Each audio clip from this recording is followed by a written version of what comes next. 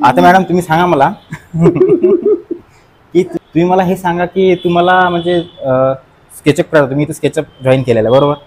तर स्केचअप तुम्हाला करायचं आहे हे तुम्हाला म्हणजे इथंच करायचं आहे तुम्हाला माहिती कुठून पडलं, तुम्ही गुगलवर सर्च केलं की कसं तुम्हाला कोणाला सांगितलं नाही का अशा प्रकारे. जसे कॅड सेंटरच्या ऑल ओव्हर इंडिया ब्रांचेस असतात, त्याच्यामुळे कॅड सेंटर बद्दल माहित होत.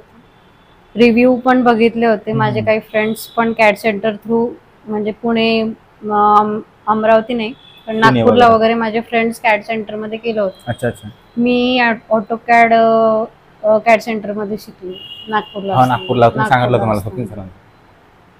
त्याच्यामुळे तिथलं टीचिंग चांगलं वाटलं होतं मला. जेव्हा स्केचअप करायचा डोक्यात आलं तेव्हा मग कॅड सेंटरच ऑप्शन पहिल्यांदा आलं. इकडे आल्यानंतर मग सरांचा गायडन्स मिळाला. ऑफकोर्स प्रॅक्टिस खूप चांगल्या पद्धतीने करू देतात, जोपर्यंत कळत नाही तोपर्यंत एक एक पॉइंट क्लिअर करून देतात. या गोष्टीमुळे अजून कन्व्हिनियंट झालं सॉफ्टवेअर शिकणं.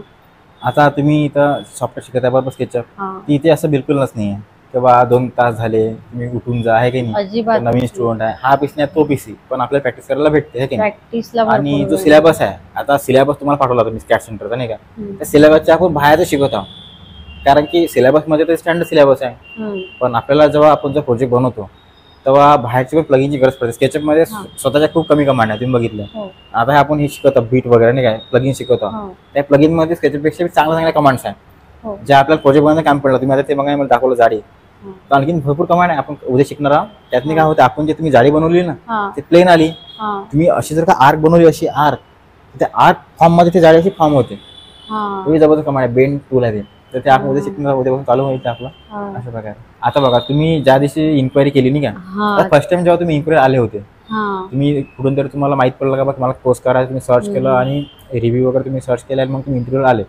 इंटरव्ह्यू आल्यावर जेव्हा मी तुम्हाला सगळं सांगितलं का बा हे असा कोर्स आहे, फीज म्हणा किंवा सिलेबस म्हणा, तुम्हाला म्हणजे त्या कसं वाटलं म्हणजे फी सिलेबस बद्दल का बा फी जास्त आहे, सिलेबस बरोबर आहे का नाही आहे. बाकी तुम्हाला मी म्हटलं सर्टिफिकेशनचं हे सांगितलं मी का बा नॅशनल लेवल सर्टिफिकेट्स आहे. हे सर्टिफिकेट आपलं जे असते एअरपोर्टवर पण व्हिजा एक्सटेन्शन तुम्ही यूज करू शकता. मग तुम्हाला जे बी सांगितलं कॅश सेंटरचे बेनिफिट तुम्हाला कसे वाटले अदर सेंटर्सपेक्षा. दुसरं तुम्हाला हे सांगितलं मी का बा आपल्या ब्रांचेस ऑल ओव्हर इंडियामध्ये आहे. तुम्ही इथून जरी स्केचअप केला तुम्ही पुणेमध्ये मुंबईमध्ये कोणत्या सेंटरला जाऊन तुमचं रिव्हिजन म्हणा किंवा सॉफ्टवेअर इन्स्टॉलेशन म्हणा तुम्ही फ्री ऑफ कॉस्ट करू शकता. म्हणजे तुमचं वन टाइम तुमचं इन्व्हेस्टमेंट आहे आणि तुम्ही लाईफ टाइम तुम्हाला याचा सपोर्ट भेटतो आहे की नाही. कारण काय होतं तुम्ही आज स्केचअप करत आहे, तुमचं का 2-3 वर्षाचा का गॅप झाला मग तुम्ही विसरून जाणार, मग तुम्ही पुन्हा तर फीस पेड करणार नाही, ते पूर्ण फीस म्हणजे वेस्ट चालली जाणार. तर इथं असं आहे का तुम्ही आता जरी कोर्स केला तुम्ही 2 वर्षानंतर जरी सेंटरला आले इथं किंवा कुठे जरी गेले तर तुमचं जे रिव्हिजन आहे ते फ्री ऑफ कॉस्ट होऊन जाते स्केचअप मध्ये. तुम्हाला हा पॉईंट सांगितला तुम्ही, हा सर्वात बेस्ट पॉईंट आहे असं कॅश सेंटर म्हणजे चॅनलाइज होतात गोष्टी पटापट. कुठली डिफिकल्टी आली तर हे सगळ्यात चांगलं कॅड सेंटरचं एक प्लेसमेंटच्या दृष्टीने ऑपॉर्च्युनिटीज देतात. अजूनही आपल्या वर्क मधली प्रोग्रेस बघून आपल्याला अदरही ठिकाणच्या छोटे छोटे ऑपॉर्च्युनिटीज देतात, जसं की मला आता मिळाली तुम्ही दिली. म्हणजे प्रॅक्टिस करताना प्रोजेक्ट जे येतात बाहेरचे ते तुमच्याकडून मी करून घेतो आणि तुम्हाला पे पण करतो नाही का, जे येतात ते तुम्हाला देऊन दिले मी पेड ऑपॉर्च्युनिटीज पेड ऑपॉर्च्युनिटी करता करताच. हे खूप चांगलं वाटलं. आता आपण काय ते प्लॅन बनवतो नाही का, आपण एक प्लॅन बनवला ग्राउंड फ्लोर फर्स्ट फ्लोर आणि एलिव्हेशन बनवलं, त्याचे आपण क्लायंटकडून 2000 रुपये घेतले, ते सरळ मी तुम्हाला दिले बाय इकून घेतले इकून दिले. बरोबर आहे ना, अशा ठिकाणी ऑपॉर्च्युनिटी येतातच ना सर, कारण की इथं खूप सारे शिकणारे असतात.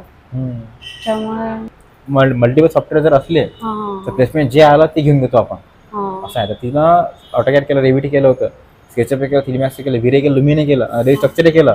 ऍट द एंड मध्ये व्हॅकन्सी आली स्ट्रक्चरवर त्याला भेटून गेली व्हॅकन्सी असं पुणेमध्ये. आणि स्ट्रक्चर फील्डमध्ये ह्या इंटेरियरपेक्षा जास्त स्कोप आहे, जास्त पेमेंट आहे, कारण त्यात वर्किंग म्हणजे लोक कमी आहे ना त्याच्यामध्ये. स्ट्रक्चरमध्ये काम करणारे त्यातले प्रोजेक्ट खूप मोठे आहे. आता बघा सोलरचं किती वाढत चाललं, सोलरचं किती वाढत चाललं. आता सोलरचा स्कोप खूप वाढला, आता स्कोप वाढल्यानंतर प्रोजेक्ट वाढते, प्रोजेक्ट वाढल्यानंतर त्यांना डिझायनर्स पाहिजे. सोलर फील्डमध्ये खूप जॉब्स येणार आहे. तुम्ही जर बघितलं शेअर मार्केटमध्ये सोलरचं आता जास्त वाढणार आहे. तुम्हाला इथचा ॲटमॉस्फिअर कसा वाटला नाही का, हा एक क्वेश्चन आहे. फ्रेंडली फ्रेंडली होतं नाही स्टाफ एकदम कॉपरेटिव्ह आहे कॉपरेटिव्ह आहे हा सर पण खूप चांगलं